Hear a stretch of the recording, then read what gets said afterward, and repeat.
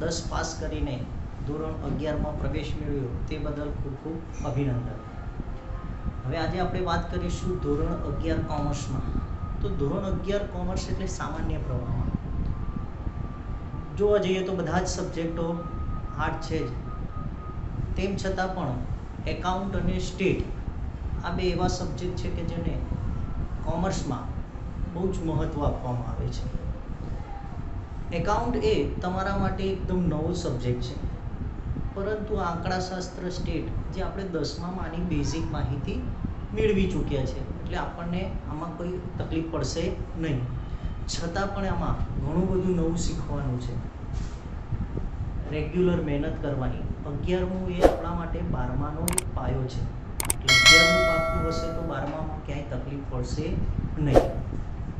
તો એ સાથે આપણે આજે ચર્ચા કરીશું પ્રકરણ 3, ધોરણ 11માં પ્રકરણ 3 આંકડાશાસ્ત્રમાં મધ્યવર્તી સ્થિતિના માપ, જે અગાઉ આપણે ધોરણ 10માં ભણીને આવ્યા છીએ, જેના વિશે આપણને થોડી સમજ છે.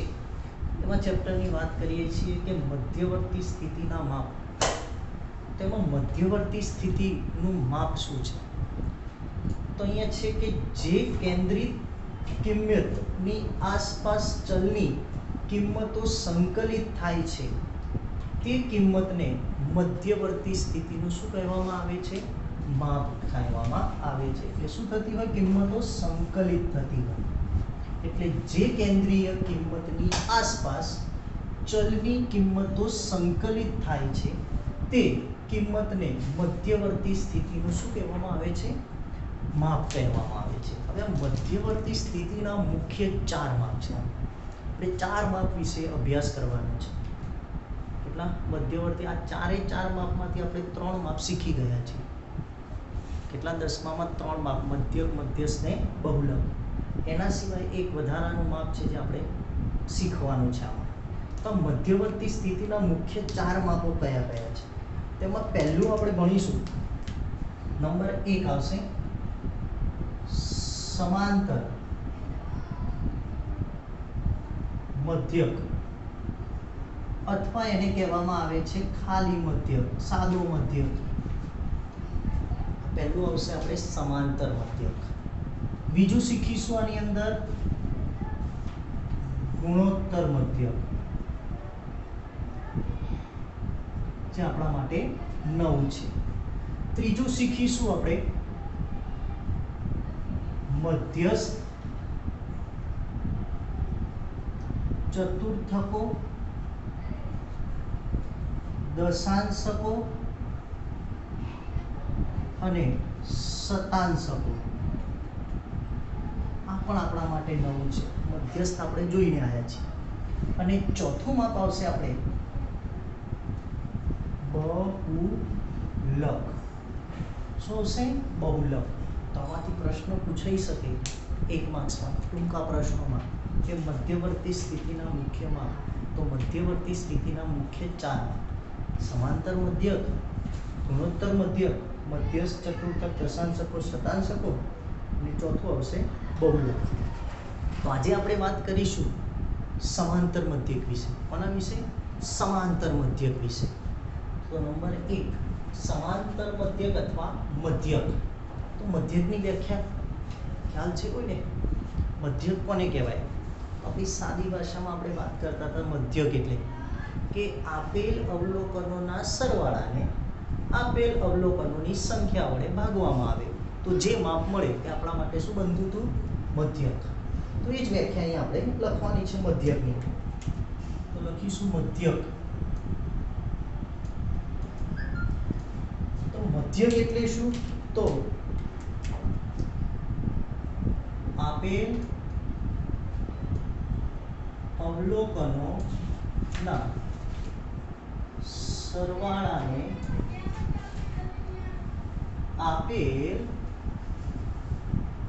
અવલોકનોની સંખ્યા વડે ભાગતા જે માપ મળે તેને મધ્યક કહેવામાં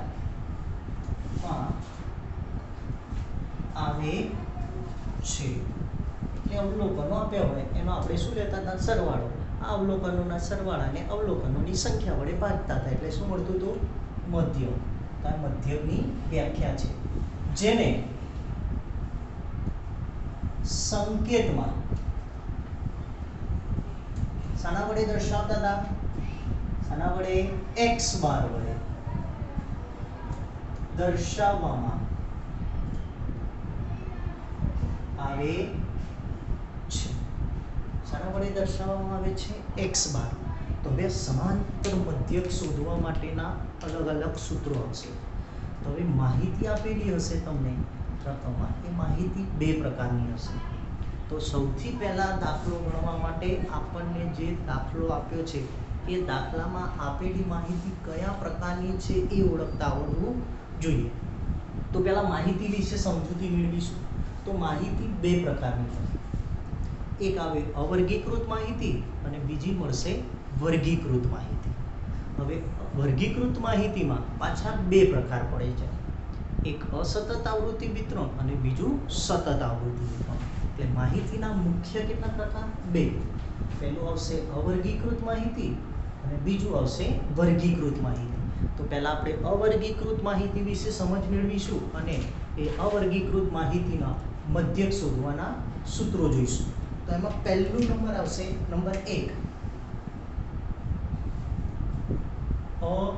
અવર્ગીકૃત.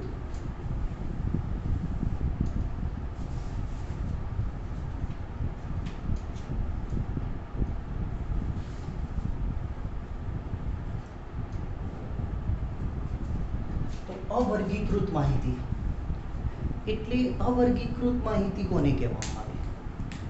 તો જે માહિતીમાં ફક્ત ને ફક્ત અવલોકન જ આપેલ હોય, એટલે અવલોકન સ્વરૂપની જે માહિતી હોય સાદી ભાષામાં આપણે એને કઈ ગણીશું? આપણે અવર્ગીકૃત માહિતી ગણીશું. એટલે જે માહિતીમાં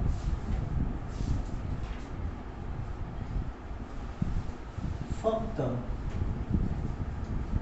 અવલોકનો જ આપેલ હોય તેવી માહિતી.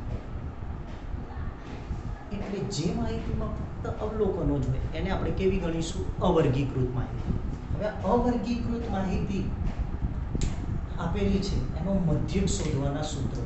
તો એના પણ પાછા બે રીતે સૂત્રો શોધી શકાય. એક શોધીશું સીધી રીતે અને બીજું શોધીશું ટૂંકી રીતે. તો બે રીત મળશે એમાં.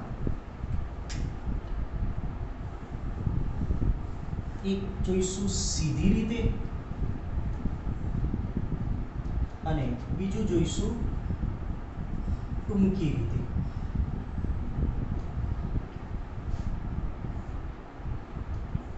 હવે સીધી રીતે મધ્યક શોધવું હોય તેના માટેનું સૂત્ર છે આપણી જોડે અને તમે જાણો છો. તો x bar is equal to sigma xi upon n ગણીએ છે ને. તો જ્યાં સિગ્મા xi બરાબર અવલોકનોની સંખ્યા અને n બરાબર અવલોકનોનો સરવાળો હશે. શું હશે અહીંયા? અવલોકનોનો સરવાળો. અને n બરાબર અવલોકનોની સંખ્યા. તો આપણી રીત માટે સીધી રીતે થઈ. હવે ટૂંકી રીતે જોઈએ. તો ટૂંકી રીત માટે x bar is equal two a plus sigma di upon n, જ્યાં di is equal two xi minus 8 અને a બરાબર ધારેલ મધ્યક. ધારેલ મધ્યકની રીત.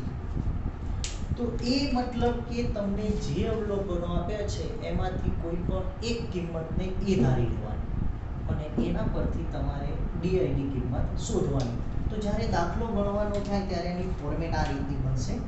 xi તમને આપેલા હશે, બાજુમાં તમારે શોધી નાખવાનું di. તો di is equal two xi minus શું કરી નાખવાનું? a. એટલે દાખલો ગણવા માટે તમારે આ રીતનું એક ફોર્મેટ બનાવવાનું અને આ જે ડીઆઈ ની કિંમત મળે અહીંયા એને અવલોકનોની સંખ્યા વડે ભાગી નાખો પ્લસ a, એટલે બંને રીતે જવાબ કેવો મળે? એક સમાન મળે છે. શું મળે? એક સમાન. તો આ થઈ આપણી પહેલી રીતમાં અવર્ગીકૃત માહિતીમાં મધ્યક. જોઈ લો એક વાર. હવે આપણે વાત કરીશું વર્ગીકૃત માહિતી માટે. તો હવે વર્ગીકૃત માહિતીમાં બે પ્રકારની માહિતી આવશે. એક આવશે અસતત આવૃત્તિ વિતરણ અને બીજું આવશે સતત આવૃત્તિ. તો વર્ગીકૃતમાં નંબર 1 કરીને અસતત આવૃત્તિ વિતરણ. તો અસતત આવૃત્તિ વિતરણ કોને કહેવામાં? કેવી માહિતીને આપણે અસતત આવૃત્તિ વિતરણ ગણીશું? તો જે માહિતીમાં xi એટલે ચલ કિંમત અને આવૃત્તિ એટલે fi આપેલી હોય, એટલે જે માહિતીમાં આપણને xi અને fi આપેલી હોય એવી માહિતીને આપણે કેવી માહિતી ગણીશું? અસતત આવૃત્તિ વિતરણ. તો જે માહિતીમાં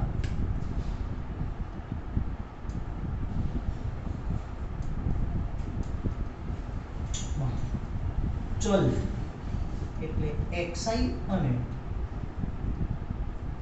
આવૃત્તિ એટલે fi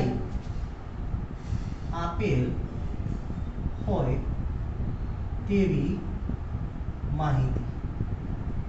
એટલે જે માહિતીની અંદર xi અને fi આપેલી હોય એવી માહિતીને આપણે કેવી માહિતી ગણીશું?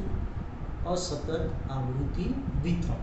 હવે આ અસતત આવૃત્તિ વિતરણમાં માટે મધ્યક શોધવા માટે પણ બે રીત આવશે. કેટલી? બે. કઈ કઈ બે રીત? તો સીધી રીત અને ટૂંકી રીત. તો પહેલી વાત કરીશું આપણે સીધી રીતે અને બીજી વાત કરીશું આપણે ટૂંકી રીતે.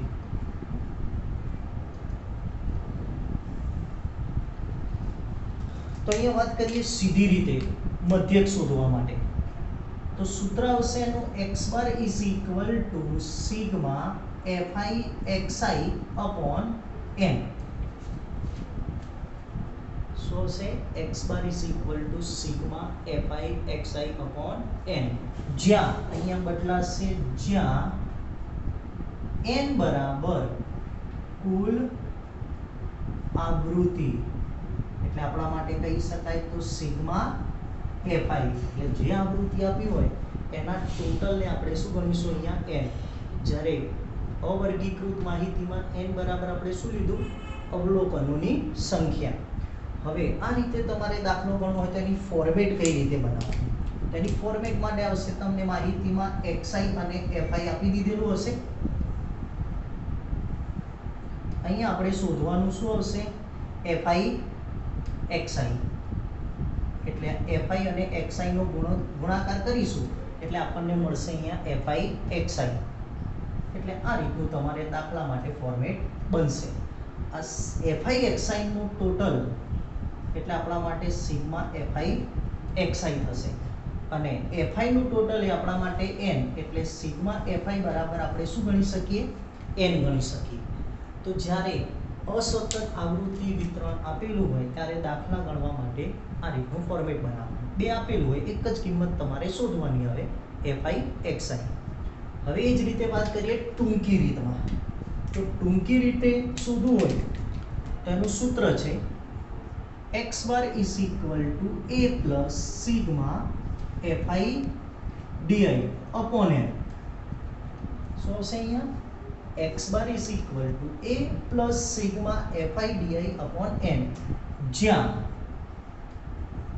a બરાબર તો ધારેલ મધ્યક અને di is equal to xi minus a અને n બરાબર તો પાછું શું થઈ જશે? કુલ આવૃત્તિ. શું બનશે? n બરાબર કુલ આવૃત્તિ.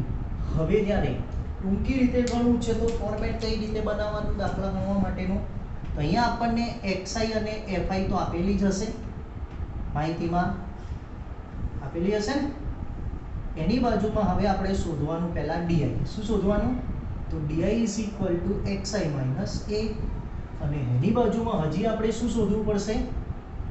FI D I. એટલે ડીઆઈ જે મળે એનો ગુણાકાર કોની સાથે કરવાનો? એફઆઈ સાથે. એટલે એફઆઈ ડીઆઈ. આ રીતનું આપણે ફોર્મેટ બનાવવાનું થાય દાખલા ગણવા માટે. તો અહીંયા તમને મળશે સિગ્મા એફઆઈ ડીઆઈ અને આ જે ડીઆઈ ની કિંમત n એ આપણને ક્યાં મળશે? અહીંયા સિગ્મા એફઆઈ બરાબર n. એટલે જ્યારે અસતત આવૃત્તિ વિતરણમાં જો ટૂંકી રીતે તમારે દાખલો ગણવો હોય તો આ રીતનું ફોર્મેટ આવશે અને સીધી રીતે દાખલો ગણવો હોય તો આ રીતે. બંનેનો જવાબ એક જ સરખો મળે. બંનેનો જવાબ કેવો આવે? એક જ સરખો. હવે આગળ વાત કરીશું જેમ અસતત આવૃત્તિ વિતરણ છે એમ શું આવશે? નંબર 2 સતત આવૃત્તિ વિતરણ. કયું આવશે? સતત આવૃત્તિ વિતરણ. તો સતત આવૃત્તિ વિતરણ કોને કહેવાય? સતત આવૃત્તિ વિતરણ કોને કહીશું? તો હવે જે માહિતી એટલે જે માહિતીમાં આપણને વર્ગ અને આવૃત્તિ આપેલી હશે, જે અહીંયા xi અને શું આપ્યું હતું? આવૃત્તિ. એની જગ્યાએ હવે શું આપ્યું હશે?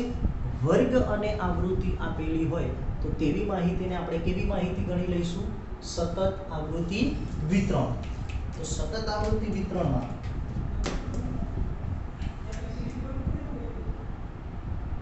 જે માહિતીમાં વર્ગ અને આવૃત્તિ એફઆઈ આપેલ હોય તેવી માહિતી. એટલે જે માહિતીમાં વર્ગ અને શું આપેલું હશે? આવૃત્તિ. તો તેવી માહિતીને આપણે કેવી માહિતી ગણી લઈશું? સતત આવૃત્તિ વિતરણ. હવે સતત આવૃત્તિ વિતરણ માહિતીનો મધ્યક શોધવો છે તો એની પણ પાછી કેટલી રીત? 2. સીધી રીતે અને ટૂંકી રીતે. તો જોઈએ એના સૂત્રો. સીધી રીતે અને ટૂંકી રીતે.